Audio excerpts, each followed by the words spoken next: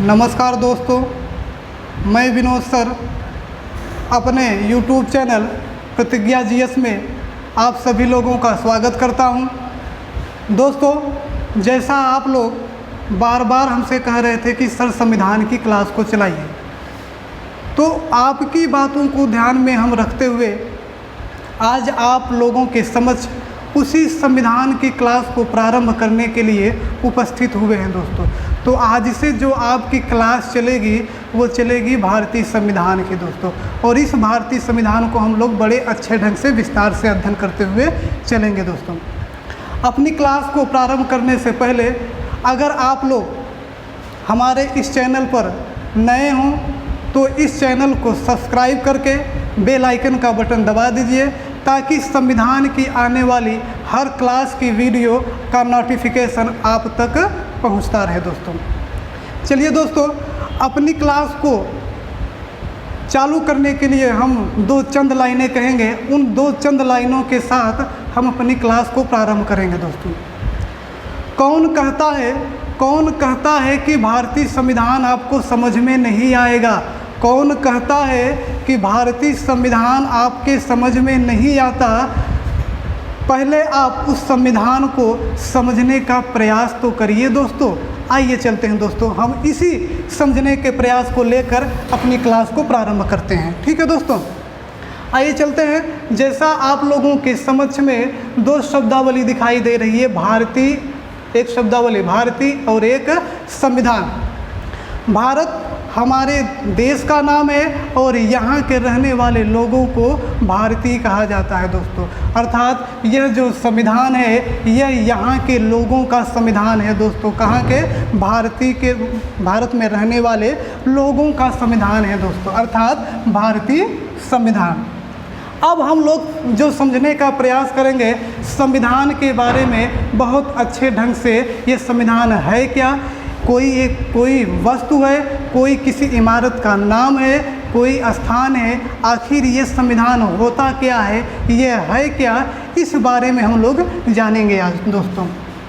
तो देखिए दोस्तों, जो हमारा संविधान है दोस्तों, ये जो संविधान की चर्चा हम लोग प्रारंभ कर रहे हैं ये पूरे विश्व के संदर्भ में अभी हम प्रारंभ कर रहे हैं। धीरे धीरे जैसे हम लोग आगे बढ़ते चलेंगे तो भारतीय संविधान के बारे में हम लोग अध्ययन करते चलेंगे। ठीक है दोस्तों, यह जो संविधान है ये है क्या, पहले हम लोग इसको जान लेते हैं। यह जो संविधान है यह एक प्रकार का दोस्तों दस्तावेज होता है। क्या होता है दोस्तों? दस्तावेज होता है, एक डॉक्यूमेंट्स होता है दोस्तों। ठीक है दोस्तों, यह जो संविधान है यह एक प्रकार का दस्तावेज है। और क्या है इस दस्तावेज में? इस दस्तावेज में क्या शामिल किया गया है? इसमें कोई ज्योग्राफी है, कोई इतिहास की चीज़ है, आखिर इस दस्तावेज में है क्या दोस्तों? इस चीज़ को हम लोग जान लेते हैं। इस दस्तावेज में, यह जो दस्तावेज है, जो संविधान रूपी दस्तावेज हमारा है, इसमें किसी भी देश की, दोस्तों हम पूरे विश्व की बात कर रहे हैं, किसी भी देश की राज्य व्यवस्था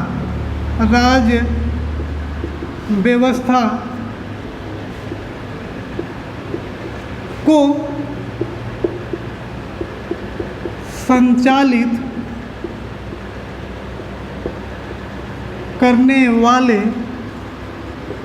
संचालित करने वाले मूलभूत सिद्धांत इसमें निहित होते हैं। दोस्तों, किसमें? ये संविधान रूपी दस्तावेज में। तो संविधान है क्या? किसी भी देश की राज्य व्यवस्था को संचालित करने के लिए एक प्रकार का मूलभूत सिद्धांत है, अर्थात इसी मूलभूत सिद्धांत के आधार पर ही, इसी मूलभूत सिद्धांत के बल पर ही किसी भी देश की राज्य व्यवस्था को संचालित किया जाता है दोस्तों। ठीक है, और आगे चलिए। और यह दस्तावेज क्या है? यह विधि का मतलब होता है दोस्तों कानून। विधि द्वारा प्रमाणित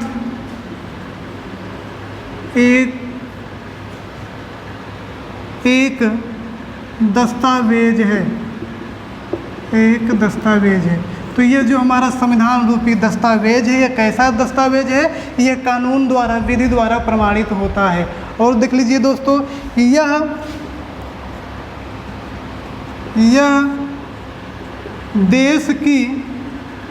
देश की सर्वोच्च विधि होती है। क्या? यह संविधान रूपी दस्तावेज किसी भी देश की सर्वोच्च विधि होती है। अर्थात कहने का मतलब संविधान से ऊपर देश के अंदर कोई कानून नहीं होता है दोस्तों। अब आपके सामने विधि शब्द मिला है, आप लोग बताइए कि कानून बनाता कौन है? कानून बनाती है हमारी संसद, जो वहाँ का पार्लियामेंट होता है, वो कानून बनाता है। अब वह जो कानून बनाएगा वह संविधान के अनुरूप होना चाहिए। अगर उसने कोई ऐसा संविधान बना दिया जिससे संविधान की अवमानना हो, संविधान का उल्लंघन हो, तो ऐसा कानून वह नहीं बनाएगा। तो कहने का मतलब है कि संविधान से बढ़कर कोई भी कानून वह नहीं बनाएगी। तो जो यह हमारा संविधान है, यह देश की सबसे बड़ी कानून होती है, सबसे बड़ा कानून होता है, सबसे बड़ी विधि होती है दोस्तों। ठीक है दोस्तों, आगे चलिए आगे। और इसमें क्या समाहित है, इसको हम लोग समझ लेते हैं, जानने का प्रयास करते हैं दोस्तों। किसी भी देश की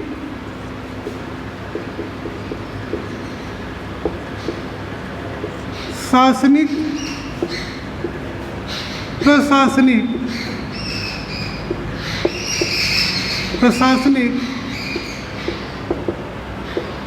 व्यवस्था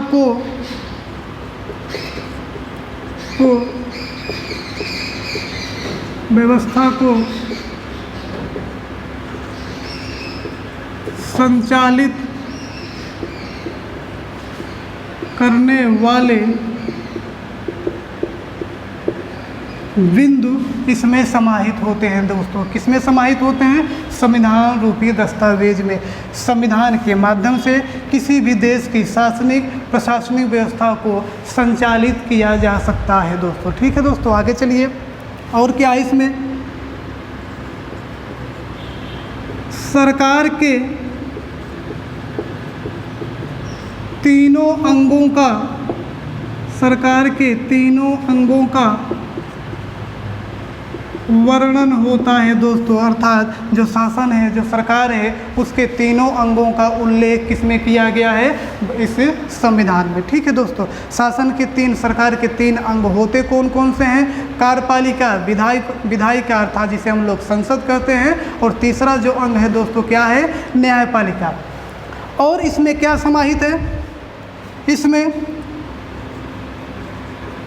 नागरिक के मूल अधिकार व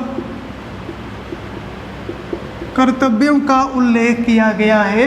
किसमें? इस संविधान में। ठीक है, और क्या है इसमें? इसी संविधान रूपी दस्तावेज में राज्य की प्रकृति के बारे में बताया गया है दोस्तों, कि राज्य कैसा होगा। राज्य की प्रकृति के बारे में बताया गया है। तो फिर से समझ लीजिए एक बार दोस्तों, संविधान क्या है? संविधान एक दस्तावेज होता है, एक डॉक्यूमेंट्स होता है।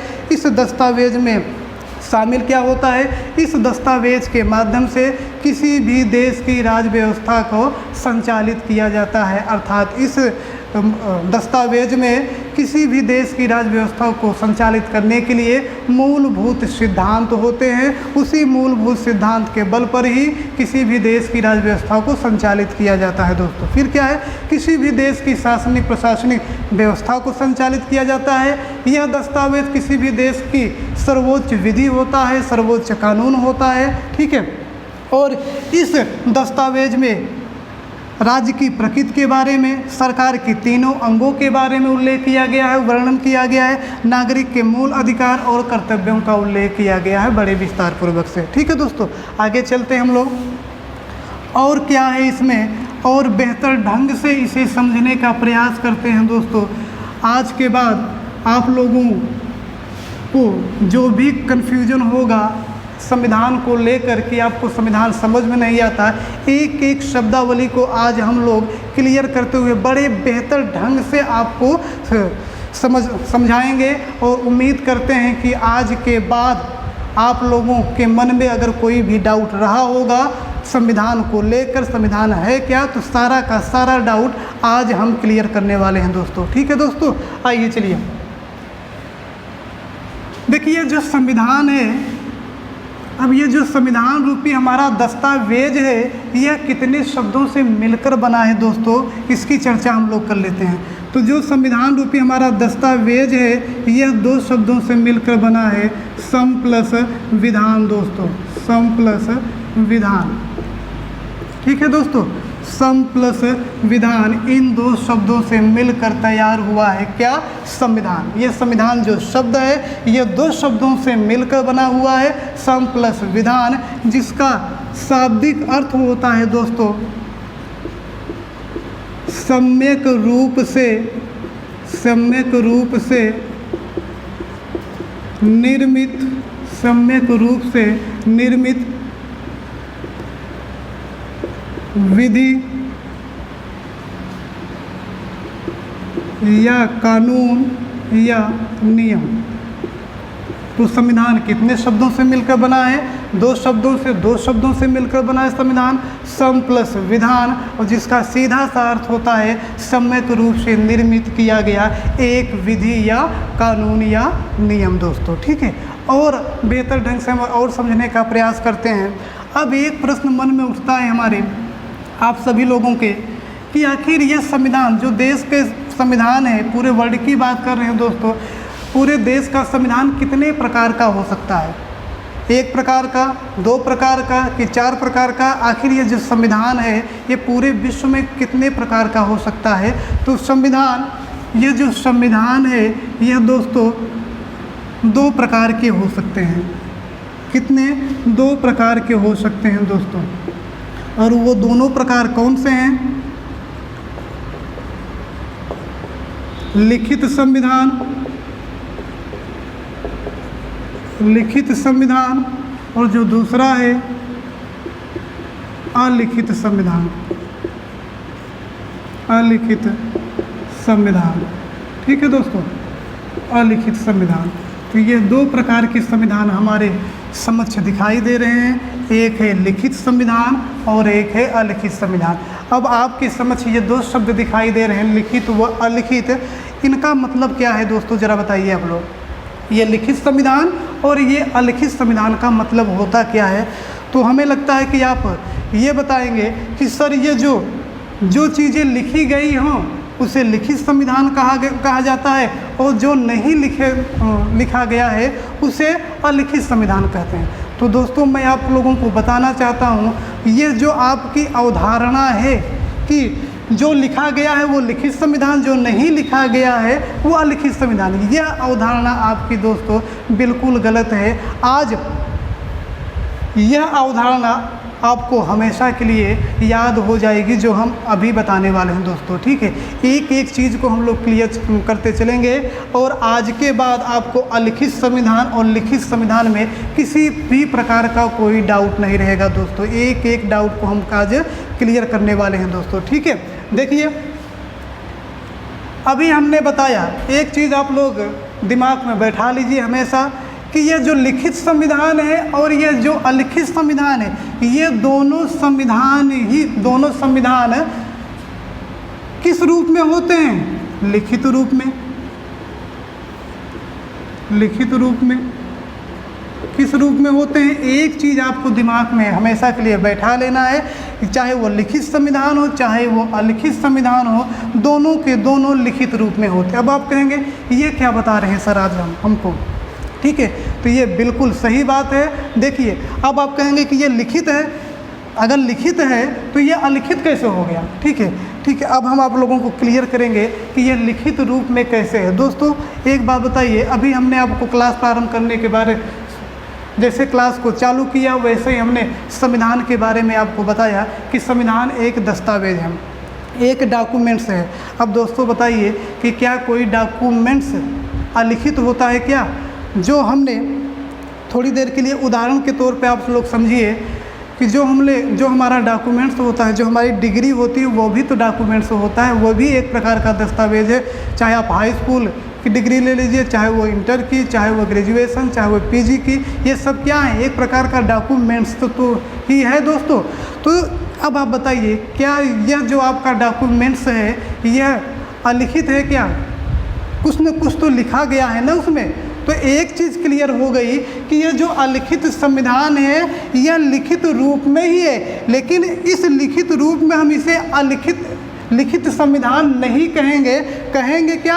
अलिखित संविधान ही इसे कहेंगे दोस्तों। ठीक है, अब और अच्छे ढंग से इसे समझने का प्रयास करते हैं दोस्तों कि लिखित संविधान और अलिखित संविधान कहते किसे हैं। इन दोनों में अंतर आज हम लोग स्पष्ट कर लेते हैं और उम्मीद करते हैं आज के बाद आप लोग कभी भूलेंगे नहीं। ठीक है, देखिए ये जो लिखित संविधान है, किसी भी देश की बात कर रहे हैं, पूरे वर्ल्ड की बात कर रहे हैं, जहाँ भी लिखित संविधान होगा उस संविधान का निर्माण किसी न किसी संविधान सभा द्वारा किया गया होगा दोस्तों। संविधान सभा द्वारा, ऐसा संविधान जिसका निर्माण किसी संविधान सभा द्वारा किया गया हो, एक योजनाबद्ध तरीके से किया गया हो, योजनाबद्ध तरीके से, एक निश्चित समय में, एक निश्चित समय में किया गया हो, तो ऐसे संविधान को हम लोग क्या कहते हैं दोस्तों? लिखित संविधान कहते हैं। समझ में आया दोस्तों?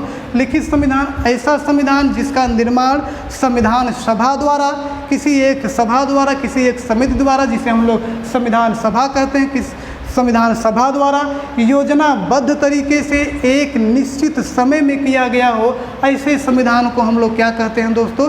लिखित संविधान कहते हैं। अब आप लोगों के समक्ष में ये शब्दावली दिख रही होगी जिसको कहते हैं संविधान सभा। इसका मतलब क्या होता है दोस्तों? जरा आज हमको बताइए, जरा इसका आंसर बताइए, संविधान सभा क्या है? तो दोस्तों एकदम साधारण शब्दों में समझाएंगे आप लोगों को, सारी चीज़ें एकदम हमेशा के लिए दिमाग में बैठ जाएगी। इसको पकड़िए, सभा किसी भी शब्दावली को समझने के लिए उसको हम लोग दो खंडों में विभाजित कर दीजिए, तोड़ दीजिए उस शब्दों को, बड़ी ही आसानी ढंग से समझ में आ जाएगा। सभा को ले लीजिए, ऐसी सभा जिसने संविधान का निर्माण किया हो, ऐसी सभा जिसने संविधान का निर्माण किया हो, ऐसी सभा को हम लोग क्या कहते हैं दोस्तों? संविधान सभा कहते हैं। समझ में आया दोस्तों? उम्मीद करते हैं आप लोगों के समझ में आ गया होगा। अब देखिए इधर चलते हैं, अलिखित की तरफ चलते हैं दोस्तों। ऐसा संविधान, पूरे वर्ल्ड की बात कर रहे हैं दोस्तों, ऐसा संविधान जिसका निर्माण न तो संविधान सभा द्वारा और ना ही किसी योजनाबद्ध तरीके से और ना ही किसी निश्चित समय में किया गया हो, ऐसे संविधान को हम लोग क्या कहते हैं? अलिखित संविधान कहते हैं दोस्तों। ठीक है, अब आप कहेंगे सर तब वहाँ का संविधान बना कैसे, किसने बनाया? तो जिस भी देश में अलिखित संविधान होता है वहाँ के संविधान का निर्माण दोस्तों रीति रिवाजों व परंपराओं के आधार पर किया जाता है। ऐसा संविधान जिसका निर्माण रीति रिवाजों और परंपराओं के आधार पर किया गया हो, ऐसे संविधान को हम लोग क्या कहते हैं दोस्तों? अलिखित संविधान कहते हैं। इसी को हम लोग अभ्युदय संविधान कहते हैं।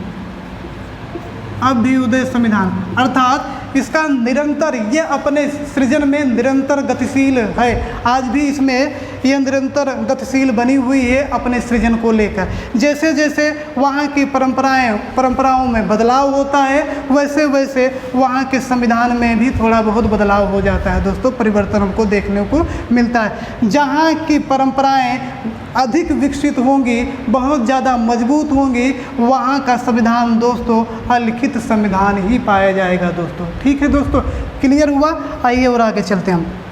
अब देखिए एक चीज़ और क्लियर कर लीजिए यहाँ पर, ये जो निश्चित संविधान है, निश्चित समय में जो भारत का संविधान है एक निश्चित समय में बनकर तैयार हुआ। कब दोस्तों?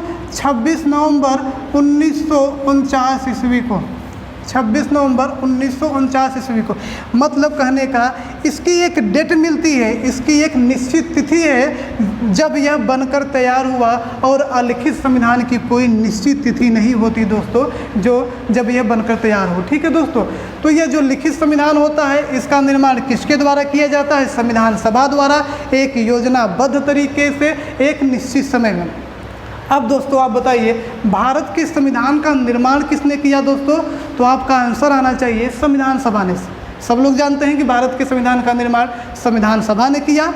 ठीक है, तो अब आप बताइए कि भारत का संविधान है कैसा? जब उस संविधान का निर्माण संविधान सभा ने किया तो जाहिर सी बात है वो जो हमारा संविधान है वो कैसा होगा? लिखित संविधान। तो दोस्तों भारत का संविधान कैसा है? लिखित संविधान है। और चलिए आगे चलते हैं दोस्तों। देखिए, जहाँ भी लिखित संविधान पाए जाते हैं, लिखित संविधान वह कठोर भी हो सकता है और लचीला भी हो सकता है दोस्तों। लचीला, सबसे अधिक कठोर लिखित संविधान किसका है दोस्तों? अमेरिका का है। किसका है दोस्तों? अमेरिका का है। सबसे अधिक कठोर लिखित संविधान किसका है? ये कठोर क्या है, लचीला क्या है, अभी क्लियर करते हैं इसको दोस्तों। और सबसे लिखित लचीला संविधान किसका है दोस्तों? श्रीलंका का है दोस्तों। किसका?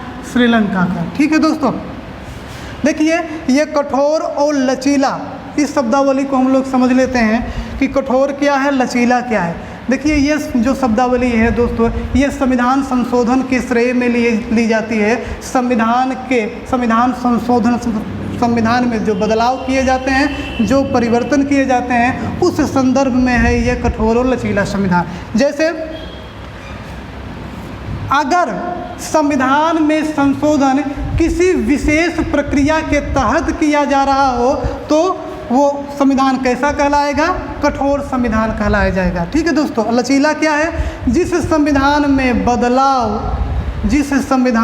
बदलाव साधारण तरीके से, साधारण प्रक्रिया के तहत किया जाता है तो उस संविधान को हम क्या कहेंगे? लचीला संविधान कहेंगे दोस्तों। ठीक है, अब प्रश्न उठता है कि सबसे अधिक कठोर लिखित संविधान अमेरिका का हो गया, सबसे अधिक लचीला और लिखित संविधान श्रीलंका का हो गया। तो दोस्तों भारत का संविधान कैसा है? तो आपका आंसर होना चाहिए दोस्तों, भारत का संविधान कठोर भी है और लचीला भी है, ये दोनों का सम्मिश्रण है भारत का संविधान। ठीक है दोस्तों, और आगे चलिए। देखिए जो संविधान संशोधन की हम बात किए हैं, ये अनुच्छेद 368 में है। भारत के संदर्भ में 368 के तहत संविधान में संशोधन की प्रक्रिया का उल्लेख किया गया है। अगर आपसे पूछे कि भारत के संविधान में परिवर्तन कितने प्रकार से किए जा सकते हैं तो आपका आंसर होना चाहिए 3 प्रकार से, साधारण बहुमत के द्वारा, विशेष बहुमत के द्वारा तथा तो तीसरा है विशेष बहुमत तथा आधे राज्यों के समर्थन के द्वारा। ठीक है, ये साधारण बहुमत क्या है, विशेष बहुमत क्या है, ठीक है, इन सब की चीज़ों की चर्चा हम लोग जब संसद पढ़ेंगे तो वहाँ विस्तार पूर्वक इसकी चर्चा हम लोग करेंगे। ठीक है दोस्तों, अगर आपसे पूछे कि 368 के तहत संविधान में संशोधन की प्रक्रिया कितने प्रकार से की जाती है, तब आपका आंसर 3 नहीं होना चाहिए दोस्तों, तब होना चाहिए 2। सीधा अनुच्छेद 368 में बताया गया है कि संविधान में संशोधन 2 प्रकार से किए जाएंगे, एक होगा विशेष बहुमत के द्वारा, एक होगा विशेष बहुमत प्लस आधे राज्यों के समर्थन के द्वारा। ठीक है दोस्तों, इसकी विस्तार चर्चा हम लोग आगे करेंगे, आगे समझने का प्रयास करेंगे। बने रहिएगा आप लोग हमारे साथ, बिल्कुल एक एक चीज़ें आज हम क्लियर करते हुए चलेंगे। और निश्चित रूप से अगर अभी तक आप लोगों के संविधान से अगर कोई भी क्वेश्चन गलत हो रहा होगा तो आज के बाद दोस्तों जितनी भी हमारी संविधान की क्लास चलेगी, लगे रहिए हमारे साथ, एकदम इत्मीनान के साथ, धैर्य के साथ। इतना मैं आत्मविश्वास के साथ कह रहा हूँ कि एक भी क्वेश्चन आपका संविधान से गलत नहीं होने देंगे दोस्तों। ठीक है, एकदम लगे रहिए धैर्य के साथ, पूरा वीडियो अंत तक देखिएगा, हर एक चीज़ आपको क्लियर हो जाएगी दोस्तों। एक भी चीज़ आपके मन में कोई भी चीज़ डाउट नहीं रहेगा, हर चीज़ को हम क्लियर करते हुए चलेंगे दोस्तों। आइए चलिए दोस्तों आगे बढ़ते हैं। अब एक शब्दावली मिलती है शासन। इसको भी हम लोग समझ लेते हैं। शासन अर्थात सरकार। शासन और सरकार क्या है? तो दोस्तों शासन और सरकार एक कुतुबनुमा यंत्र है, एक मूलभूत सिद्धांत है जिसके कितने अंग होते हैं दोस्तों? 3 अंग होते हैं। कितने अंग?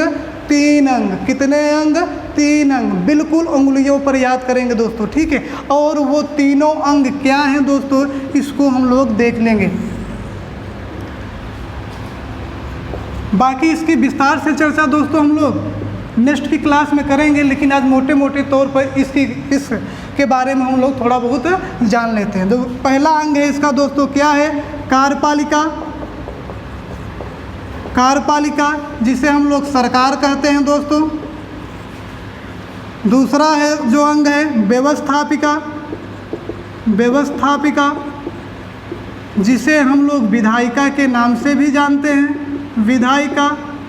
और जिसे हम लोग सबसे लोकप्रिय नाम संसद के रूप में भी जानते हैं दोस्तों। आम बोलचाल भाषा में संसद के नाम से भी इसे हम लोग जानते हैं। और जो तीसरा सबसे महत्वपूर्ण अंग है, जो इन तीनों अंगों में सबसे सर्वोच्च है, अगर पूछे सरकार के तीनों अंग में सबसे सर्वोच्च कौन है, तो सबसे सर्वोच्च कौन है? न्यायपालिका। देखिए भारत में सर्वोच्च क्या है? भारत में सर्वोच्च संविधान है, संसद नहीं। जबकि ब्रिटेन के संविधान में, जो ब्रिटेन का संविधान है वो क्या है? वह वहाँ पर संसद सर्वोच्च है, न कि संविधान। ठीक है दोस्तों, आइए चलते हैं कार्यपालिका अर्थात सरकार के बारे में। इसका उल्लेख भारतीय संविधान में अनुच्छेद किसमें किया गया है? 52 से लेकर 78 तक इसका उल्लेख है। संसद का जो उल्लेख है भारतीय संविधान में अनुच्छेद 79 अर्थात 79 से लेकर 123 तक। न्यायपालिका का वर्णन अनुच्छेद 124 से 147। और यह जो अनुच्छेद है ये सुप्रीम कोर्ट के संदर्भ में है दोस्तों। ठीक है दोस्तों, आइए चलिए, यह कार्यपालिका हमारी बनी कितने लोगों से है इसको भी देख लीजिए। कार्यपालिका बनी कितने लोगों से है? राष्ट्रपति, राष्ट्रपति इसमें शामिल होते हैं। उपराष्ट्रपति इसमें शामिल होते हैं। उपराष्ट्रपति, महान्यायवादी, न्यायवादी प्लस पीएम उसका मंत्रिपरिषद।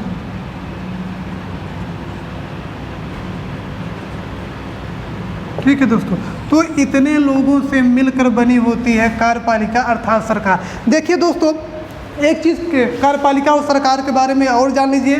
विश्व के किसी भी देश के संविधान में, विश्व के किसी भी देश में जहाँ पर संसदीय शासन प्रणाली पाई जाती है वहाँ पर कार्यपालिका कितने प्रकार की होती है? 2 प्रकार की होती है। कितने प्रकार की दोस्तों? 2 प्रकार की। कितने प्रकार की दोस्तों?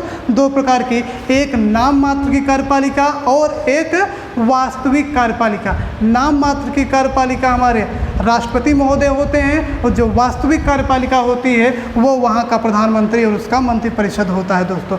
अब भारत में कैसी शासन प्रणाली है? संसदीय शासन प्रणाली है, क्योंकि यहाँ पर राष्ट्रपति भी पाए जाते हैं और प्रधानमंत्री भी पाए जाते हैं। नाम मात्र के राष्ट्रपति और वास्तविक रूप से प्रधानमंत्री। आइए चलिए संसद के बारे में देखते हैं।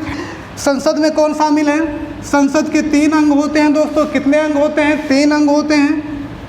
पहला राष्ट्रपति, पहला क्या होता है दोस्तों? राष्ट्रपति। दूसरा राज्यसभा, तीसरा लोकसभा। इन 3 अंगों से मिलकर बनी हुई है क्या? हमारी संसद। 3 अंगों से। और इन 3 अंगों को याद करने की एक आसान सी ट्रिक बताते हैं, एक सरल ट्रिक बताते हैं। बिल्कुल उसका नाम ही है सरल। क्या? सरल। ठीक है दोस्तों, इसको इस शब्दावली को याद रखिए। आपका स से क्या हो जाएगा? संसद। 79 में सीधा सीधा का जो संविधान, भारतीय संविधान का जो आर्टिकल है 79 वो सीधा सीधा कहता है कि संसद 3 अंगों से मिलकर बनी होगी। पहला राष्ट्रपति, दूसरा राज्यसभा, तीसरी लोकसभा। ठीक है, अब इस र को हम लोग 2 बार काउंट करेंगे दोस्तों, 2 बार। एक र से राष्ट्रपति हो जाएगा, एक रस से राज्यसभा हो जाएगा, और ये जो ल लास्ट में है इससे क्या हो जाएगा दोस्तों, लोकसभा हो जाएगा। तो इसके बारे में हम लोग विस्तार से चर्चा आगे की नेक्स्ट की क्लास में करेंगे दोस्तों। आज के लिए बस इतना ही, आगे की क्लास में हम लोग इसके बारे में विस्तार से अध्ययन करेंगे। दोस्तों अगर यह क्लास आपको अच्छी लगी हो तो इस हमारे चैनल को सब्सक्राइब करके बेल आइकन का बटन दबा दीजिए। अगर कोई भी टॉपिक से संबंधित आपके मन में किसी भी प्रकार का कोई क्वेश्चन हो तो आप कमेंट बॉक्स में जाकर कमेंट जरूर करिएगा। निश्चित रूप से आपके क्वेश्चन का जवाब यथाशीघ्र नेक्स्ट क्लास में दे दिया जाएगा दोस्तों। और इस चैनल या इस क्लास को आप लोग जाते जाते एक बार लाइक ज़रूर करिएगा दोस्तों। धन्यवाद।